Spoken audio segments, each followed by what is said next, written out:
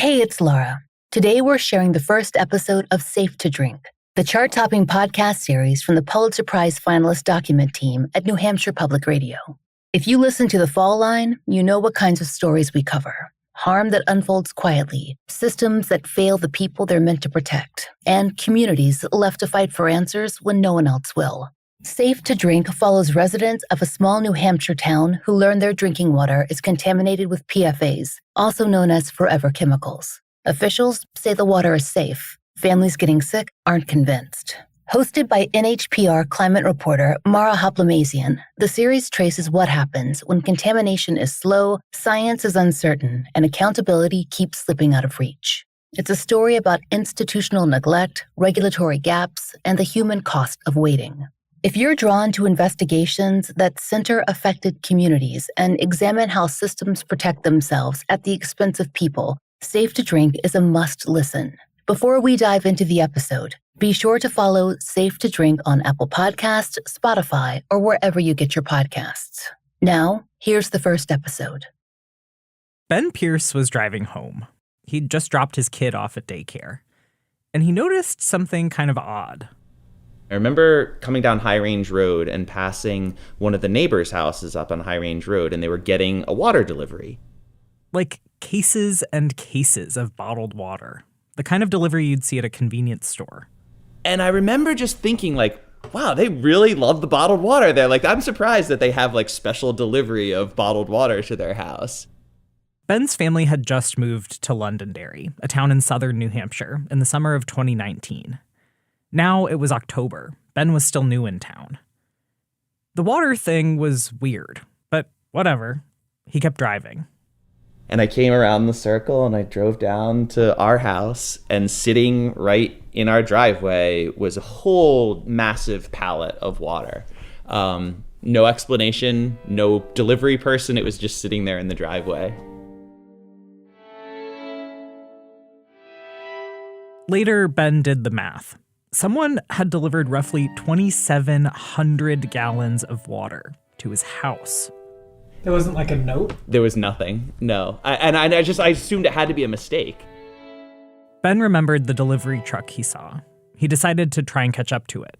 So I hopped back in the car and I drove around the block and I said, hey, I don't know if you made a mistake, but there's all this water in our driveway. We didn't order any water. And he kind of sheepishly said, like, oh, you don't know about this?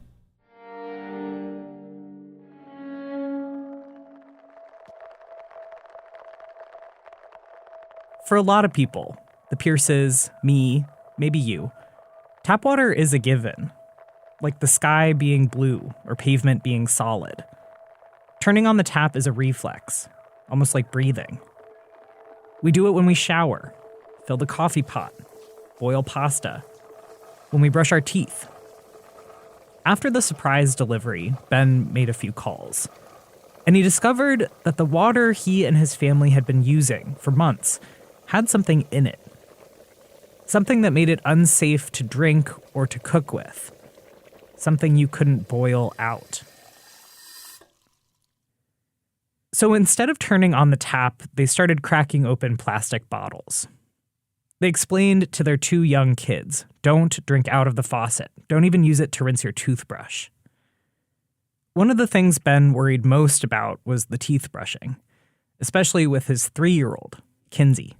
It was a lot for her to just even manage a tube of toothpaste and a toothbrush, So to then ask her to, unscrew a cap and pour a little bit of water on her toothbrush, and then, I really didn't think they'd be able to do it as kids. They still used the tap for showering, but tried hard not to get the water in their mouths. They still used the sink for washing plates, but dried them off extra carefully. Their son, Parker, was 7 at the time.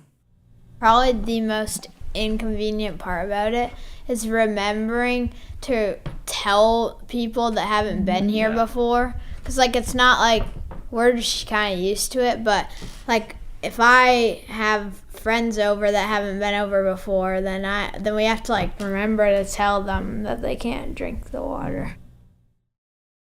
It's been more than 6 years since the first pallet of water showed up in the Pierce's driveway. Parker is almost a high schooler now. And they still can't drink the water from their faucets. I really don't think that day that I realized that it was a life-changing event. I knew it was a big deal. You knew that it was gonna change the house and the home value, and you had all the panic, but you didn't realize that as of this date, your whole existence is gonna change.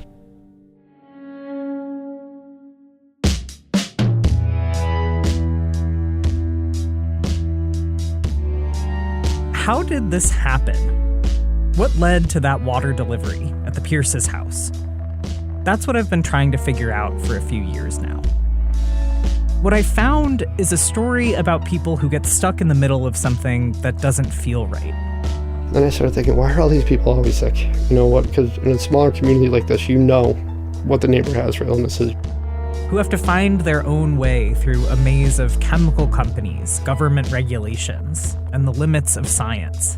When there's no answers, you just I got just dealt a really bad hand, It's always gray, and people hate gray, right? But the world of a scientist is a gray world.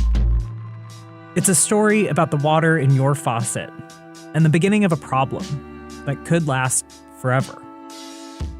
From the Document team at New Hampshire Public Radio, I'm Mara Hoplamazian. This is Safe to Drink.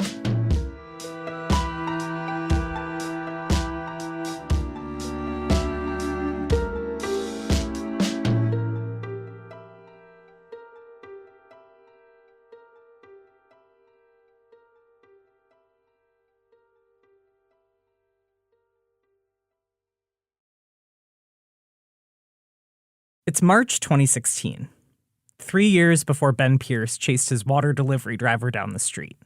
And we're one town over from where Ben's family lives, in Merrimack. Merrimack is like a lot of other places in southern New Hampshire. There are industrial buildings fanning out from the center of town, and a main drag with a park, a library, a few places where you can get steak for dinner. On this night, tons of people are filing into a school gym, filling up the chairs that have been set up on a basketball court. I think we're semi-under control here. DES is here, as well as a number of the towns. State officials called this meeting. They had just announced that something had been detected in Merrimack's drinking water. A chemical called PFOA, perfluorooctanoic acid. They knew people would have questions. I wasn't in Merrimack that night. I didn't even live in New Hampshire in 2016. But I've been watching the aftermath of this night unfold since I started working as a reporter here. There's a recording of the night on YouTube. The room has the atmosphere of a town meeting. It's an annual tradition in New Hampshire. I'm going to remind you that just like at town meeting, we have Merrimack manners. You guys have always been good about this. I want to remind you that we're still under those rules. Town meetings can be kind of sleepy. A couple dozen dedicated citizens showing up to vote on how much to spend on the sewer system or whether to cut down and sell trees from a town-owned forest. But on this night, the room is absolutely packed. People bring in extra chairs for the crowd, but there still aren't enough. Eventually, the walls are lined with people standing. Everyone is looking around at each other, whispering to their neighbors. It seems tense. This is not a situation that any of us wanted. And I want to assure you that we here are as concerned about this as you are. For an hour, state officials in suits give a presentation about this chemical that was found in the water, PFOA. A screen behind them ticks through slides full of acronyms, diagrams, color-coded maps. They explain that this chemical is used to help manufacture Teflon products, and that it's part of a bigger family of chemicals, per- and polyfluoroalkyl substances, nicknamed PFAS. They don't occur naturally. They're man-made. As Mike said, my name is Dr. Chan. I'm with the New Hampshire Division of Public Health Services. New Hampshire's state epidemiologist, Ben Chan, tells the crowd these chemicals are in stuff we use all the time. Microwave popcorn bags, fast food wrappers, clothing. He says basically everywhere scientists have looked, they've found these man-made chemicals in the environment. But officials say the levels in the water in Merrimack are higher than the background levels. Even though PFOA is everywhere, it doesn't really seem like anyone knows very much about it. Chan calls it an emerging contaminant. So the big question here is, what does finding PFOA in the water mean for our health, your health, the health of your loved ones? The quick answer is that the long-term health effects are really unclear. The long-term health effects are really unclear, he says. Researchers are still studying them. There's a list of potential health effects in really small type up on the big screen. To show you the types of health effects that are being studied. Liver enzyme levels, total cholesterol, uric acid, sex hormones, thyroid hormones, immune function, obesity, birth weight, kidney function, diabetes, cancers. Kidney cancer, prostate cancer. But Chan says the studies aren't all coming to the same conclusions. They're difficult to interpret. What do these ultimately mean for a person's health? And the answer is we still don't know. As an example,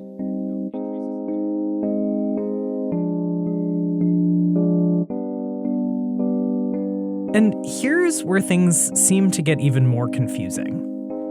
The officials tell the crowd they don't really know what levels of this chemical are safe to drink. But they're also saying, for most people, including everyone on the public water system, there's no reason to believe it's unsafe to drink. This is why it's very uncomfortable for us being involved in this project, because we usually have a clearly articulated standard that's enforceable under the Safe Drinking Water Act, that's been fully vetted by all the toxicologists and physicians to make sure that it's a safe and protective number. We don't have that right now. So we're using the best information we have to make a decision in the interim here about who we're going to provide bottled water to. In 2016, federal regulators hadn't set a legal limit for PFOA in drinking water. The officials say New Hampshire has set its own limit out of, quote, an abundance of caution. And people in Merrimack with taps testing higher than the state's limit would start getting bottled water delivered to their houses.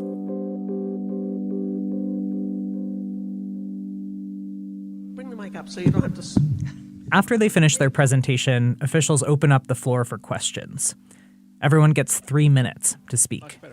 So my wife is currently pregnant. Are there any extra precautions that she needs to be taking? And get into the ground system. For those of us who have gardens and are feeding our children from them, are the plants absorbing the PFOAs, or do we know that? You know, animals and stuff, fishing and everything else, are they safe to consume for hunters? The meeting drags on into the night. And over again, the people up on stage don't really have answers. We don't know exactly what that level is. We don't know what the levels of exposure that we're seeing. We don't know yet. We're still trying to put the pieces of this puzzle together. I don't know what the levels in the pond are. We don't know what that's... I don't know the answer. We don't know. We're taking... Sorry, we're going to have a frustrating answer on that. We don't know. We only know what we know from the recent... And if we don't know, why are you not telling us that we shouldn't be drinking the water? Can I drink the water? Can my pregnant patients drink the water? The question that sticks with me most from this meeting came from a woman who had lived in Merrimack for almost 30 years. She told the crowd her husband had recently died of prostate cancer. My husband was a big water drinker, tap water. He liked it room temperature. And my concern is I was the one that gave him that water to drink. I don't know if I killed my husband, and that's my feeling right now. I don't know what to do about it now.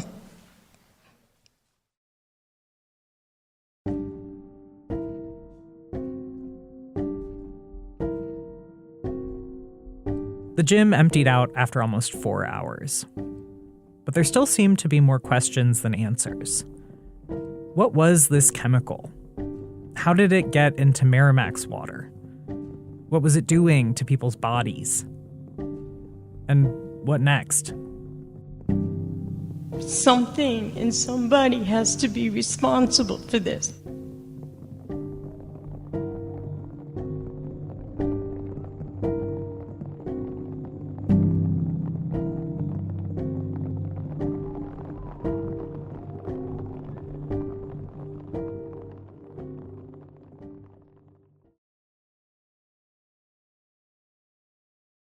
From the start, suspicion fell on a local factory owned by the St. Gobain Corporation.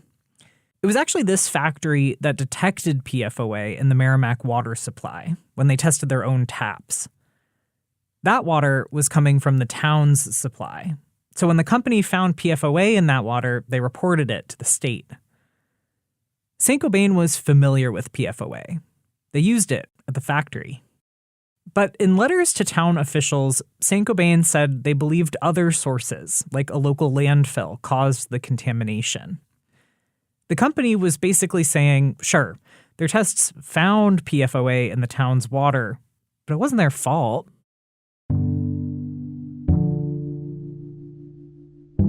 St. Gobain is a massive French manufacturing company, one of the oldest companies in the world. By the way, a lot of people who worked there call it Saint Gobain. I'm going to say St. Gobain since that's how most people say it in Merrimack. The Merrimack plant was huge and a pretty big employer in town. But to St. Gobain, it was a tiny star in a big global constellation. There's a very good chance you've ridden in a car with a St. Gobain windshield, or been in a building with St. Gobain siding or roofing or insulation. In Merrimack, they were making coated fabrics. Coated fabrics. It doesn't sound that exciting, but the stuff they were making, it was kind of amazing. Think of all the things that make a material useful. Lightweight, resistant to fire and water and sun. These fabrics could do it all. Workers at the plant made those coated fabrics and then turned them into stuff like grill sheets for fast food restaurants and super durable suits for emergency responders. Right before St. Gobain bought the factory, it was owned by a different company called ChemFab. The plant had a few minutes of fame after they made fabric for a huge dome that was built in London to celebrate the millennium. The dome at Greenwich, the biggest dome in the world and the first wonder of the new millennium. So everybody was like, whoa, look at this, the Millennial Dome. This is really cool. This is Lorene Allen, Merrimack resident since 1985. I'm not sure what determines who becomes an activist, some drive for fairness or a special brand of persistence. But whatever that thing is, Lorene has it.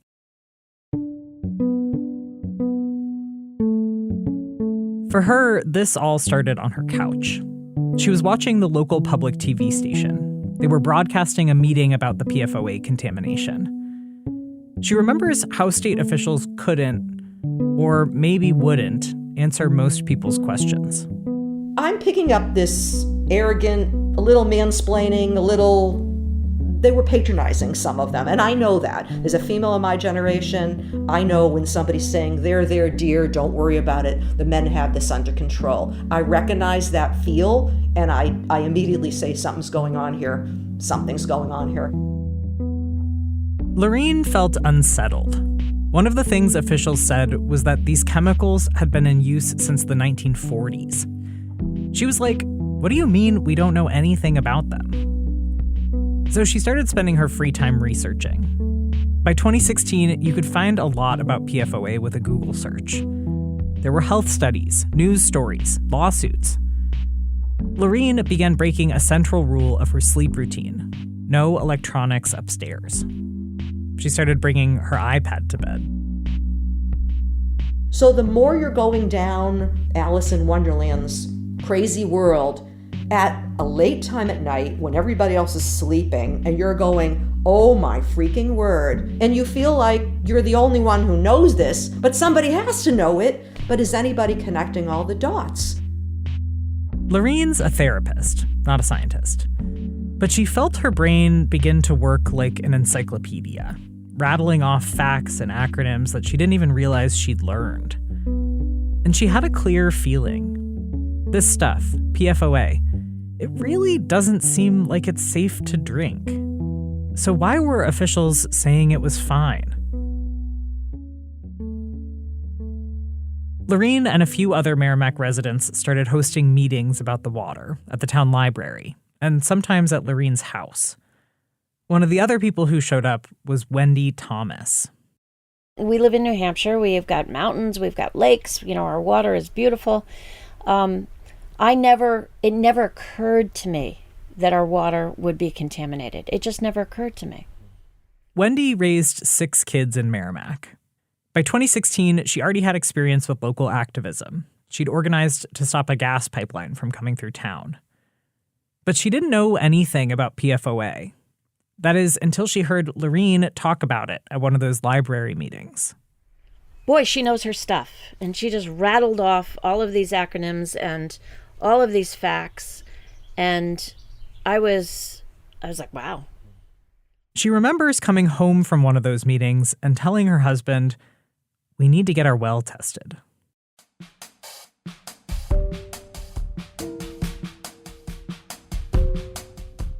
Their house wasn't on public water.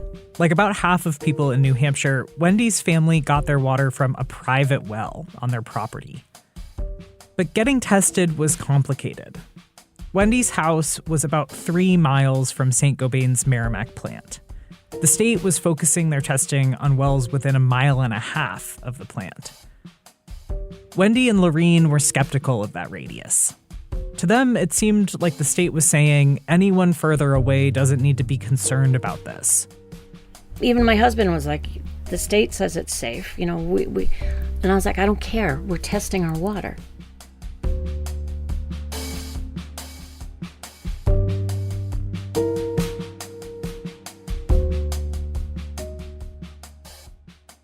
Okay, let's step back for a moment. Maybe you've heard the saying, the dose makes the poison. Doses of PFOA are measured in parts per trillion. You're going to hear parts per trillion a lot in this podcast. Sorry. The comparison used most often is that 1 part per trillion is like a droplet in about 20 Olympic-sized swimming pools. It's like 1 second in 31,546 years. Tiny, right? But you know what they say about the little things. Remember, at the time all this was going down in Merrimack, the U.S. Environmental Protection Agency didn't have official regulations or limits for how much PFOA could be in drinking water. But they did put out some guidance. It shifted around over the course of 2016, from 400 parts per trillion to 70 parts per trillion. In Merrimack, St. Gobain's PFOA testing on the town's public water was coming back at about 30 parts per trillion. So, all good, right? But next door in Vermont, their standard was 20 parts per trillion. That was confusing. Then there's the fact that PFOA bioaccumulates. That means it builds up in your body over time if you keep ingesting it. Like a bathtub with a clogged drain.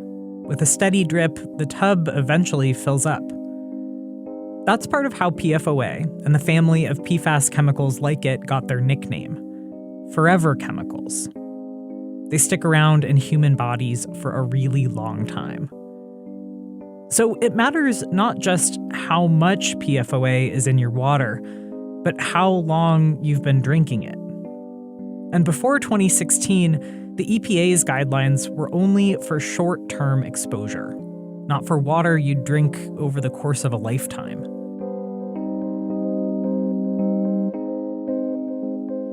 For people not on the public water system in Merrimack, things were even more confusing.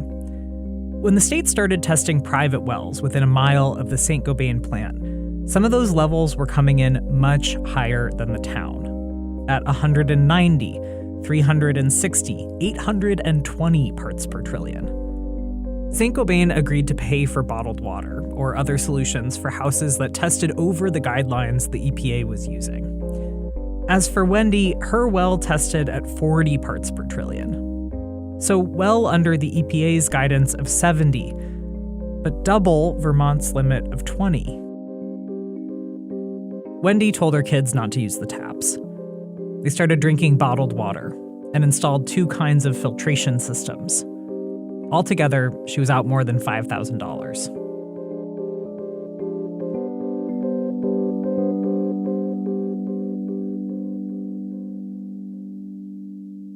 Water contamination isn't the kind of fiasco that happens all at once. Months went by. The state and Saint-Gobain were negotiating. Many families were living on bottled water. Merrimack was trying to get the chemical out of its public water. As the town tried to figure out their treatment options, they shut down the public wells testing highest for PFOA and kept others testing at lower levels online. For everyone on the public system, the word was, it was still safe to drink. It seemed like people started settling into loose camps. There were some who trusted the official word, said, hey, I've been drinking the water, I'm fine. The other camp, Lorene, Wendy, and their friends, said no, we need to do something. They started showing up to local government meetings, trying to get people to take their concerns seriously.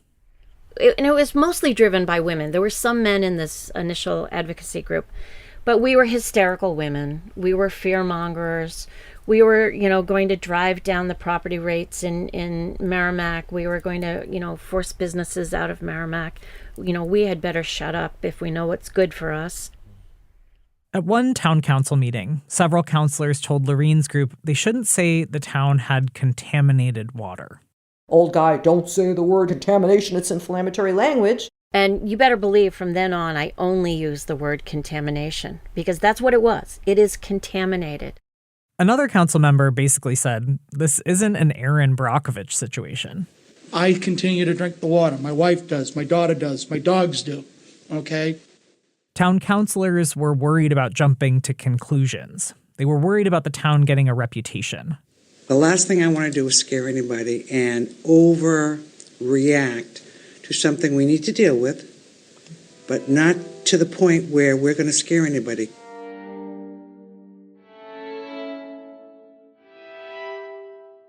From where I sit, here in the future, there's something eerie about looking back at this moment. This fight about the contamination, even the word contamination, in 2017. Eerie because all of this had already happened before. This unprecedented emerging contamination. It had already played out in another community 100 miles away. Like two towns putting on the same theater production. The set looked a little different. The cast was local. But the script, the themes, the choreography, they were mostly the same.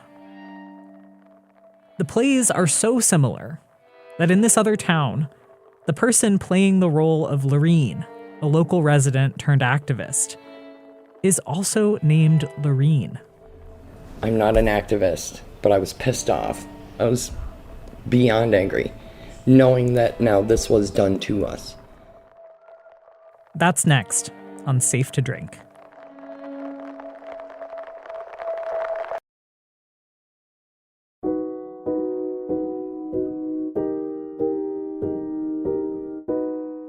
Safe to Drink is reported by me, Mara Hoplamazian.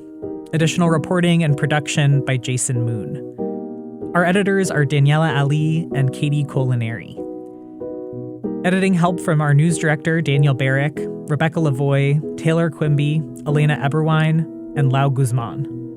Fact-checking by Danya Suleiman, legal review by Jeremy Eggleton. Jason Moon wrote all the music you hear in this podcast. Photos by Raquel Zaldivar, which you can check out at our website, nhpr.org/safe-to-drink. That site was designed by Sarah Plord. Nate Hedgie designed our logo. Safe to Drink is a production of the Document team at New Hampshire Public Radio.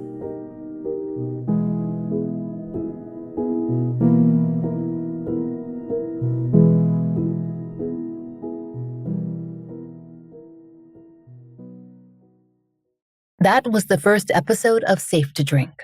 If you want to hear what happens next, follow Safe to Drink wherever you listen to podcasts. All 4 episodes are out now.